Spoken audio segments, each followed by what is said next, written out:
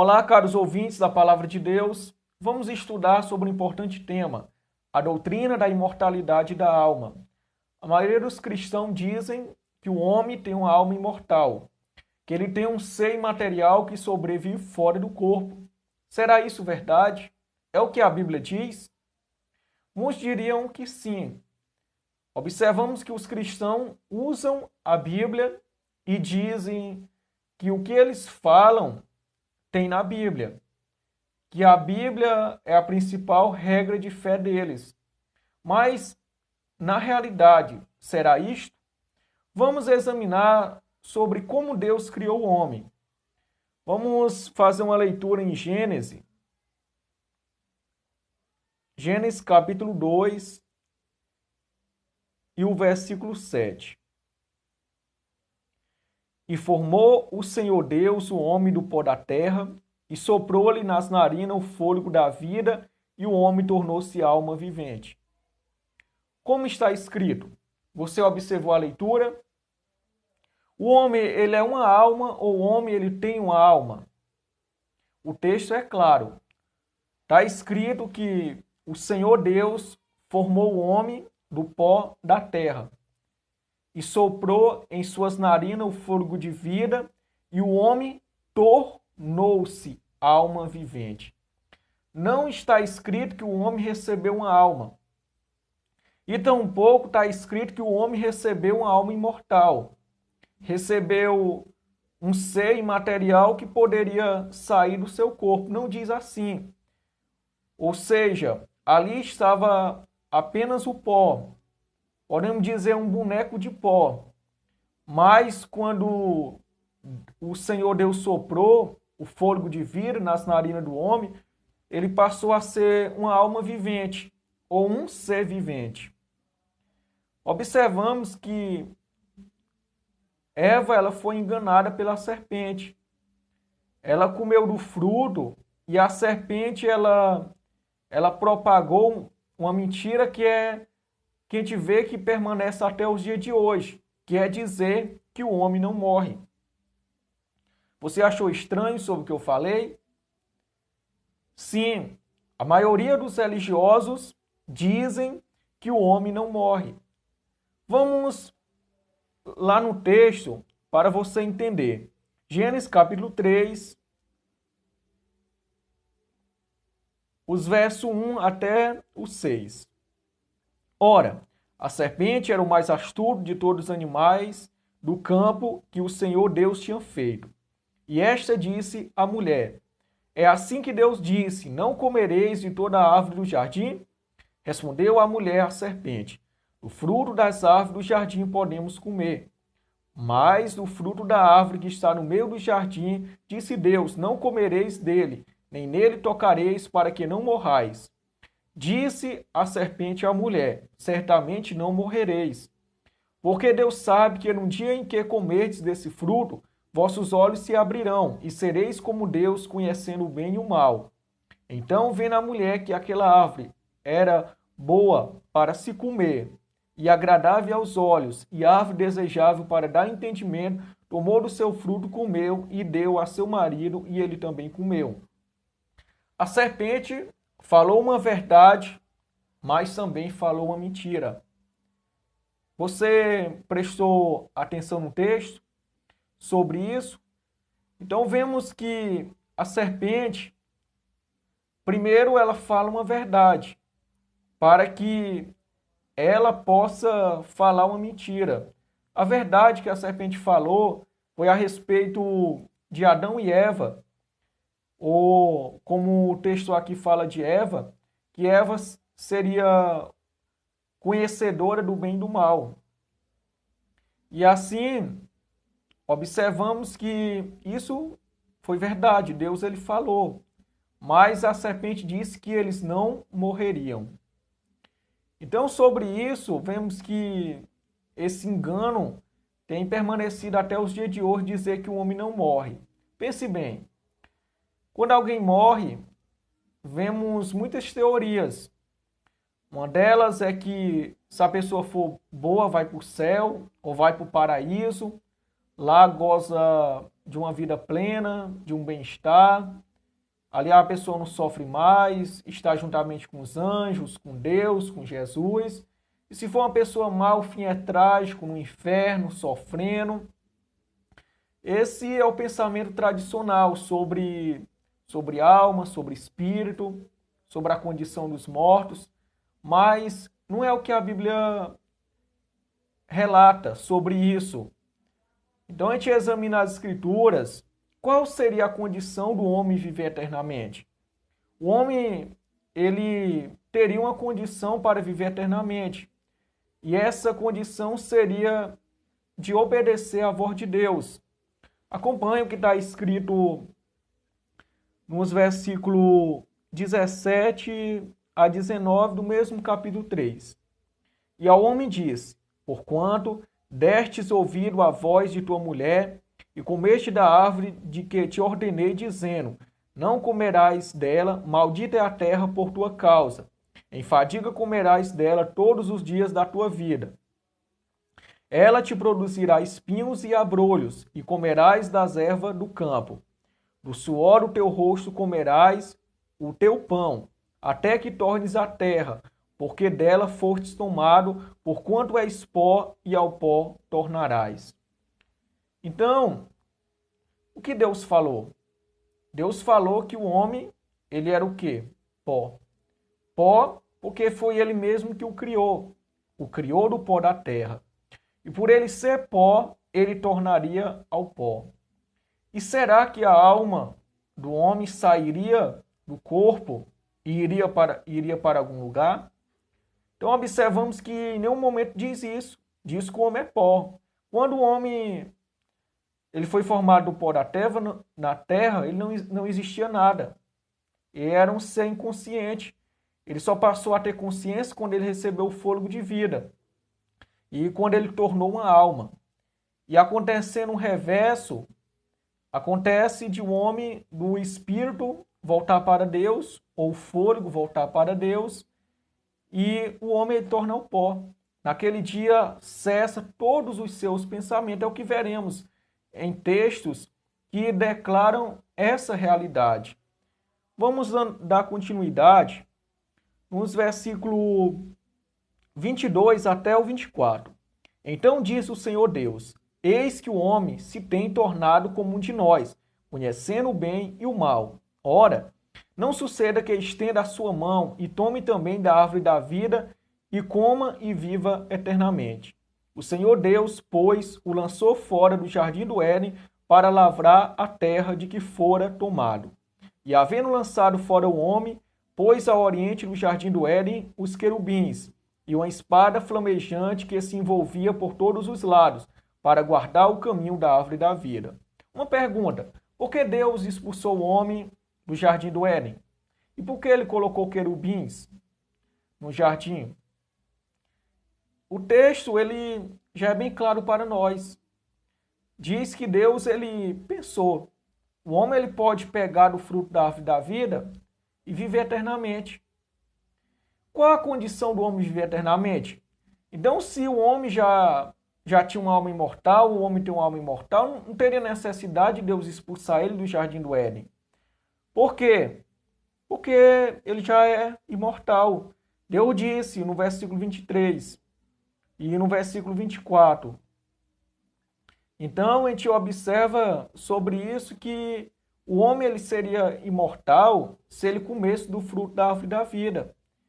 E por ele não ter tido acesso, no caso estamos falando de Adão, Adão por ele não ter tido acesso ao fruto da árvore da vida, ele morreu.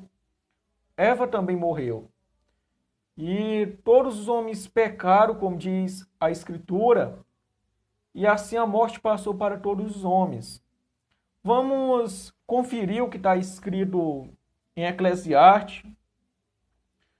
Observamos que Salomão era bastante conhecedor das Escrituras, um homem bastante sábio, em que ele fala do reverso. Gênesis 2,7 fala da criação do homem e ele relata o reverso. Eclesiastes 12, o versículo 7. E o pó volte para a terra como era, e o espírito volte a Deus que o deu. Gênesis 2,7 fala que o homem foi criado do pó, ele recebeu o fôlego de vida e tornou-se alma vivente. Aqui Salomão mostra o reverso, o que aconteceu com Adão ao desobedecer a Deus. Aconteceu dele voltar para o pó da terra. E aconteceu do espírito ou do fôlego voltar para Deus. Quero fazer uma observação aqui em espírito. Espírito hoje é entendido como um ser imaterial, como um ser que tem dentro do homem, e esse ser ele tem qualidades pessoais, que o espírito ele tem personalidade. Mas a gente observa o texto que fala que o espírito é o mesmo fôlego, não tem diferença. Fôlego não é um ser que tem personalidade. Fôlego é algo imaterial, é algo em que vemos que não tem consciência. Então o texto ele é bem claro. E vamos ler outros textos sobre o que dizem as escrituras sobre a situação do homem na morte. A maioria das pregações hoje é de que o homem ele tem consciência na morte, que o justo e o ímpio eles têm recompensa diferentes, que se uma pessoa for boa vai para o céu, se for má vai para o inferno, lá sofre eternamente. Então vamos observar qual é a situação dos homens na morte. Vamos observar um texto bem interessante a respeito de Eclesiastes. Vamos continuar em Eclesiastes. Eclesiastes capítulo 9. Os versículos 4 até o 10. Uma leitura um pouco extensa, mas acompanhe para nós entendermos. Ora, para aquele que está na companhia dos vivos há esperança, porque é melhor é o cão vivo do que o leão morto. Porque os vivos sabem que morrerão, mas os mortos não sabem coisa nenhuma, nem tampouco têm eles daí em diante recompensa, porque a sua memória ficou entregue ao esquecimento. Tanto o seu amor como o seu ódio e a sua inveja já pereceram. Nem têm eles daí em diante parte para sempre em coisa alguma do que se faz debaixo do sol. Vai, pois, come com alegria o teu pão e bebe o teu vinho com coração contente, pois há muito que Deus se agrada das tuas obras. Sejam sempre alvas as tuas vestes e nunca falte o óleo sobre a tua cabeça.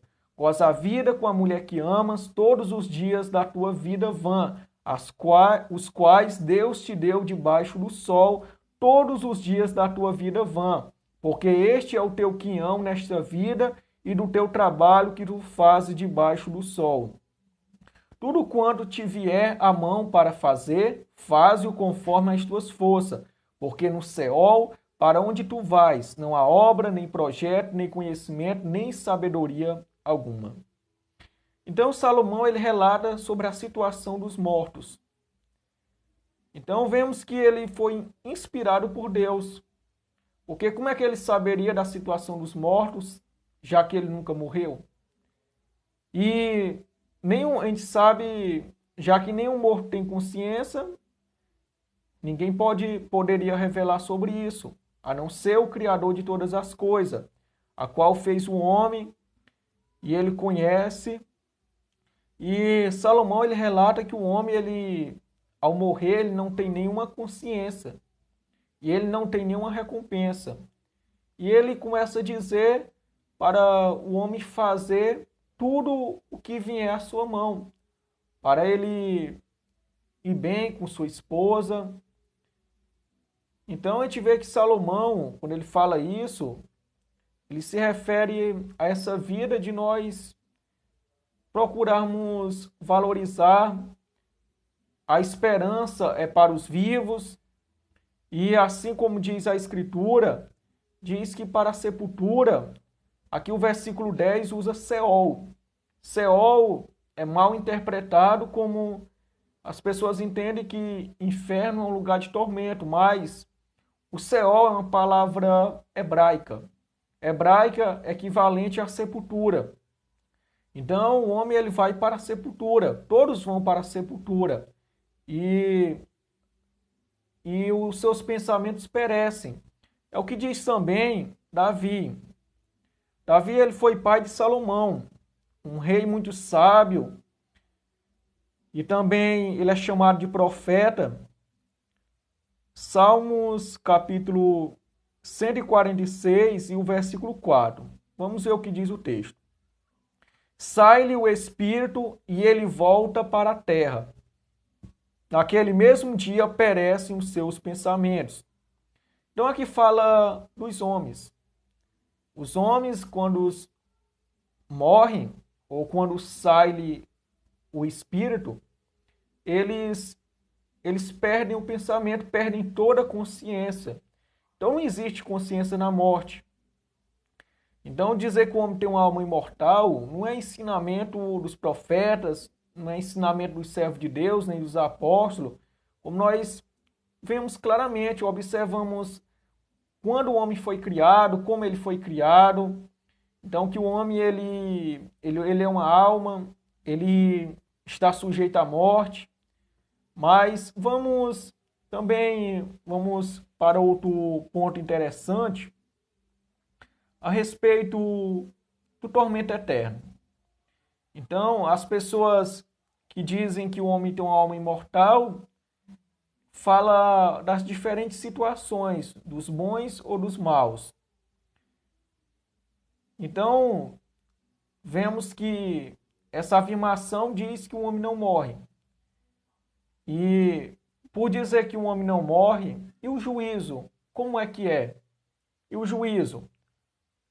Num lago de fogo, já que o homem é imortal, no lago de fogo ele não vai ser destruído, ele vai sofrer eternamente. Então muitos ficam com essa segunda opção, dizer que o homem sofre eternamente no fogo, ao morrer vai para o inferno, lá sofre, ou é jogado no lago de fogo, sofre pela eternidade. Lembremos-nos bem, a vida eterna, ela é destinada para quem? A vida eterna, ela não foi destinada para os ímpios ou para os pecadores. A vida eterna é somente para aqueles que creem em Jesus e que fazem a sua vontade.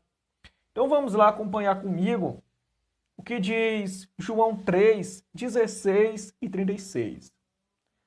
Vamos agora para o Novo Testamento. Você que tiver uma Bíblia ao seu alcance, se você quiser acompanhar comigo, se você tiver o próprio celular, se você quiser estar acompanhando, como eu estou fazendo agora nesse exato momento, então uma maneira prática, já estou gravando esse vídeo, estou gravando aqui a tela do celular. João, capítulo 3, os versos 16 e 36. Porque Deus amou o mundo de tal maneira que deu o seu Filho unigênito para que todo aquele que nele crê não pereça, mas tenha a vida eterna. Agora o versículo 36. Quem crê no Filho tem a vida eterna. O que, porém, desobedece ao Filho não verá a vida, mas sobre ele permanece a ira de Deus. A vida eterna é destinada para quem? Jesus ele foi claro. Então, observamos aqui que o autor João, ele relata sobre isso. Ele relata o evangelho de Jesus Cristo. E ele sendo conhecedor, ter sido um discípulo do mestre, então ele escreve esse evangelho. E no evangelho diz que Deus amou o mundo de tal maneira que ele deu o seu Filho unigênito para que todo aquele que nele crê não pereça, mas tenha a vida eterna. Ao contrário, quem não crê em Jesus, ele perece. E o que é perecer? Perecer, será que é ficar vivo? Perecer é ficar sofrendo no fogo? Então, a gente for observar o original das escrituras, perecer mostra total aniquilação. Perecer é destruição integral. Então, a gente, até no nosso português, perecer não significa que a pessoa vai estar no seu corpo original, não sofrendo nenhum efeito. E Jesus disse que quem crê no Filho tem a vida eterna, já quem não crê não tem a vida eterna. Então isso é bem claro. É o que nós acompanhamos em muitos textos, como diz também em 1ª carta de João, capítulo 5, 1ª carta de João, capítulo 5, os versos 11 e 12. E o testemunho é este, que Deus nos deu a vida eterna, e esta vida está em seu Filho. Quem tem um filho tem a vida, quem não tem o Filho de Deus não tem a vida. É claro. O ímpio tem vida eterna, o ímpio tem imortalidade? É claro que não. Então as escrituras são claras. Vamos entender qual a condição dos ímpios no juízo final. Qual a condição? Então a gente ouve muitas pessoas dizendo que o ímpio sofre, como eu disse, mas como as escrituras dizem? Vamos agora para Salmos. Vamos agora para Salmos, capítulo 37 e o versículo 20. Mas os ímpios perecerão e os inimigos do Senhor serão como a beleza das pastagens. Desaparecerão e em fumaça se desfarão. Então fala de desaparecer. Aqui compara os ímpios como fumaça, como fumaça que ela se desfaz, que ela desaparece. E outro texto também que fala que os pecadores serão destruídos para sempre. Os pecadores não viverão pela eternidade. Como diz Salmos 73 e o versículo 18. Certamente tu os põe em lugares escorregadios, tu os lança para ruína.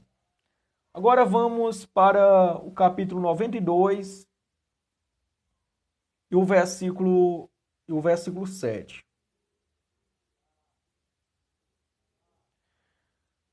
Quanto os ímpios brota como a erva, e floresce todos que praticam a iniquidade, e para serem destruídos para sempre. Serem destruídos para sempre. Então a gente vê que as escrituras afirmam e reafirmam que a total aniquilação dos pecadores. Então é o que a Bíblia diz, meu caro ouvinte. Eu não quero aqui falar mal da sua fé, falar mal de você. Jamais, eu quero apenas relatar, fazer você refletir sobre isso, que eu também recebi esse ensinamento, mas a gente vai examinando e entendendo as escrituras. Então, louvado seja Deus. E sobre isso, quando é que nós vamos adquirir a imortalidade? Então vamos fazer uma leitura na 1ª carta aos Coríntios, capítulo 15. 1ª carta aos Coríntios, capítulo 15. Os versos 52 a 54. No momento, no abrir e fechar de olhos, ao som da última trombeta, porque a trombeta soará, e os mortos serão ressuscitados incorruptíveis, e nós seremos transformados. Porque é necessário que isto, que é corruptível, se revista da incorruptibilidade, e que isto que é mortal se revista da imortalidade. E quando isto que é corruptível se revestir da incorruptibilidade, e isto que é mortal se revestir da imortalidade, então cumprir-se-á a palavra que está escrita: tragada foi a morte na vitória. Então, quando na sua vinda está escrito que os vivos serão transformados, que os mortos ressuscitarão. Então vemos que o homem, ele vai receber um corpo imortal. Ele vai receber um corpo incorruptível, ou seja, um corpo que é incapaz de pecar. Então vai se cumprir o que está escrito: tragada foi a morte pela vitória. E a vida eterna, para o homem ter vida eterna, ele tem que comer da árvore da vida. Como eu disse inicialmente, fiz a leitura em Gênesis, Adão foi tirado do jardim para ele não comer da árvore da vida. Mas Cristo ele vai nos dar o direito de comer da árvore da vida. Como está escrito em Apocalipse, capítulo 22 e o versículo 12. Eis que cedo venho, e está comigo a minha recompensa para retribuir a cada um segundo a sua obra. A recompensa é na vinda de Jesus. Não existe recompensa na morte. Agora os versículos 14 e 19. Bem-aventurado aqueles que lavam as suas vestes no sangue do Cordeiro, para que tenham direito à árvore da vida e possam entrar na cidade pelas portas. O versículo 19. Se alguém tirar qualquer coisa das palavras do livro desta profecia, Deus lhe tirará sua parte da árvore da vida e da cidade santa que estão descritas neste livro. Então é bem claro. Então eu lhe pergunto, o homem ele tem uma alma imortal? Ele tem um ser imaterial que sobrevive fora do corpo? Não existe lógica. Então, se o homem já tiver essa imortalidade, para que a árvore da vida? Para que Cristo? Cristo ele veio dar vida eterna. E ele veio dar para que se o homem já tem? Então, pense bem. Pense bem. Então, você que acompanhou esse vídeo, quero apenas mostrar o que está escrito. Você viu quando falei, não dei nenhum argumento pessoal, mas que as escrituras dizem. Como está escrito que nós não podemos contra a verdade, a não ser pela verdade. Então a verdade ela prevalece, a verdade ela permanece, porque Deus é a verdade. A palavra de Deus, melhor, é a verdade. Então, quero aqui relatar sobre essa doutrina, ela é pagã. Platão, ele em seus livros, ele falou muito disso, sobre a alma, sobre a situação dos mortos, falar que a alma ela precede o corpo, a alma é imortal, a alma é incorruptível. Isso é uma doutrina platônica, e muitos têm seguido Platão. Até mesmo religiosos, ao lerem seus livros, admiraram Platão. Então, não estarei citando aqui, mas você faça um exame para não constranger a fé de ninguém. Então, vocês examinem as escrituras, que o paganismo, você pesquise. O paganismo, a doutrina da imortalidade da alma está no paganismo. O povo grego cria dessa forma, os romanos, os egípcios, os babilônios, e dentre muitos povos que criam dessa forma. Então, esse é o estudo. Que você fique na paz, em nome de Jesus. Deus abençoe. Compartilhe esse vídeo. Se você gostou, compartilhe para que muitas pessoas tenham acesso à verdade. Só em você compartilhar, você está cooperando muito com o evangelho do reino de Deus. Porque muitas pessoas terão acesso, você está fazendo sua parte, eu fazendo a minha, em gravar vídeos. Então, Deus abençoe a todos, em nome de Jesus, e até a próxima.